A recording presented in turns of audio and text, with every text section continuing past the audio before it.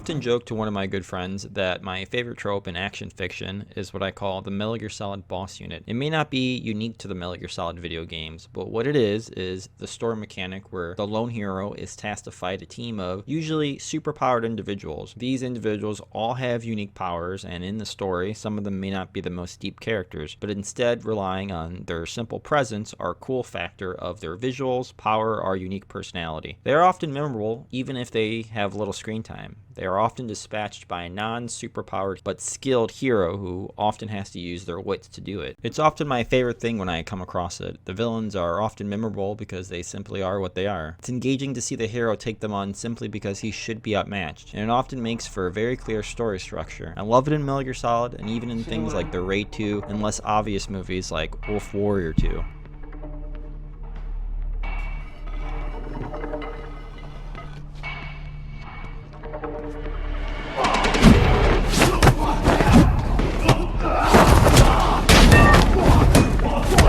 But nowhere is it more pronounced than the 1993 classic anime movie Ninja Scroll. If you're an anime fan who remembers the VHS days, you know Ninja Scroll, and you know its director, Yoshiaki Kawajiri, the iconic director known for his dark and violent anime productions featuring very distinct, hard-edged character designs. Ninja Scroll is a classic of the blockbuster rental scene, and perhaps the anime that helped define anime in America, and always on display in Manga Entertainment's DVD promos. When I was getting into anime, Ninja Scroll is what you saw after Akira and Ghost in the Shell, and was the further example that anime was not kid stuff, which of course would blow your kid mind. But when you cut through its supposed over-violent action and trashy sex scenes, is it a good movie in 2020? Yes. It's still one of the most sound and entertaining action movies out there, I think in part to its solid storytelling. Solid, but simple. It's Wandering Swordsman Jubei versus our Metal Gear Solid boss unit, the Eight Devils of Kimon, who are attempting to overthrow the shogunate. Jubei is a classical hero, a John McClane type. He's not a supernatural warrior, and many of his defeats against the demons are either thanks to dumb luck or someone else's intervention. He's skillful, yes, but also has the requisite everyday wit of an 80s action hero.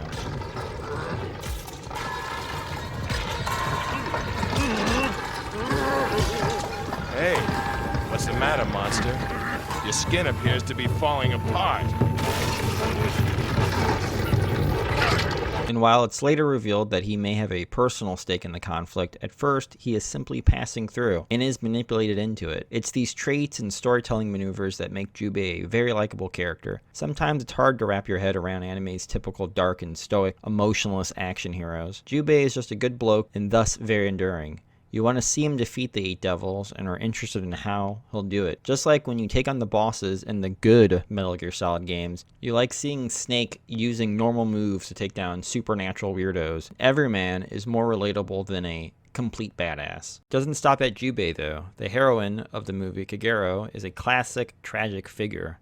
I often feel like as a character she is rather ignored when people talk about Ninja Scroll. While she won't win any awards, she's not a terribly written female character. She is one of the first characters to take any real action against the devils, and she is also disgusted by the role women have to play in her society. So there's a bit more nuance to her than appears at first glance. And then there's the 8 demons of Kimon themselves. I remember long ago on a Metal Gear Solid themed podcast by Retronauts, one of the hosts thought that one of the bosses in that game was a reference to Ninja Scroll. The bosses in particular, sure, the guy with the bees, a little insane. I love the guy with the bees. I thought he was a Ninja Scroll joke. No, if you have dogs there, like who yawn at you, shooting bees, he's a Simpsons joke. Perhaps the pain is a reference to Mizijo, who also controls bees. I doubt it, but my point in bringing it up is that years later they still remembered a villain who has maybe 2 minutes of screen time. That's because the 8 Devils are all visually interesting and their fights are all memorable. Good character designs, nice animation, and presence of character are all important in anime action scenes, and they're all on display in Ninja Scroll. But also of note, and something later Metal Gear Solid games forget, is the little side subplots of conflict between the demons. There is a strange lover's quarrel between Binisato, a beautiful woman whose tattoos and skin have a weird stealthy power, Yunamaru, an effeminate man who can generate electricity,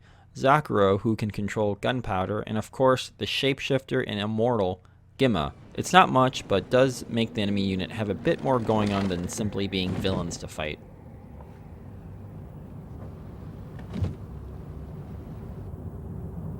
It looks as if Yurimaru carelessly stepped into my trap. An unfortunate accident, but his own fault. Now he's the queen of the devils. Cast off. In the end, it almost seems pointless to attempt to explain the plot of Ninja Scroll because what makes it good is how well it's executed. And I'm lazy. How good the heroes are realized to make them engaging and likable. How simply cool the villains are, and just in general, the strong pacing and action direction. Most anime fans of a certain age already know about Ninja Scroll. Younger fans may not, and if they do, they may have a negative impression about it. Oh, it's that stupid cheesy action movie with some questionable content. In general, its legacy is not as strong as Akira or Ghost in the Shell. It lacks Akira's simply stunning animation or Ghost in the Shell's still relevant philosophizing. But you know what? People often critique those two as being confusing or simply boring. Ninja Scroll is none of those. It's a simple and well-executed action romp. For more unsolicited hot takes on anime, games, and movies, like and subscribe. Thanks for watching. Jubei Kibagami battles the minions of the Shogun of the Dark. With the aid of Kagero and Dakra, he must defeat these creatures that rule by terror and use their powers from within the shadows.